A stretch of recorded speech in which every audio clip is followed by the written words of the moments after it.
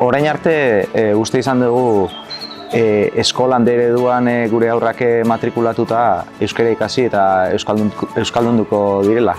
Baina ikusi dugu hori ez dela horrela, eskolak bakarrik ezin duela lan hori egin, ezta? Eta askotan ez gara konturatzen ze garrantzitsua den gurasok daukagun papera, gurasok eredu garela, eta gure umeentzako gurasoen mundua, helduen mundua oso garrantzitsua dela. Agian beraien bizitzaren parte honetan gauzari garrantzitsuenetako bat. Horregatik oso garrantzitsua da gure artean euskaraz egitea. Umeek ikusi dezaten gauza garrantzitsuetaz euskaraz dihardugula.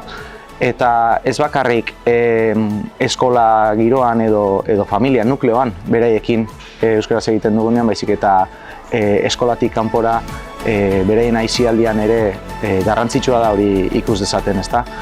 Zenbat eta euskara gehiago egin, aldun bakoitzan euskarazko baliabideak eskaintzen baldin badizkiegu, hala nola sinema, aisialdiko beste edozein ekintza, musika, aukera dugu bakoitzan euskaraz egiten baldin badiogu edo eskaintzen baldin badiogu, horrek prestigioa emateaz gain, hizkuntza baliabideak ematen dizkiegu, hizkuntza gaitasunean garatuko dute euskaraz, eta tresnak emango dizkie euskara erraz eta erosoago egiteko. Horrekin zer lortzen da, dituzten beldurrak, konplejuak eta bestelakoak alde batera uztea eta erabilera handitzea hori ikusi da.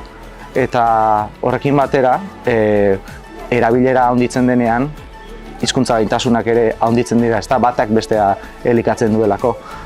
Beraz, garrantzitsua da ahalik eta gehien euskaraz egitea eta batez ere aisialdian eta gure gauza importantez hitz egiterakoan.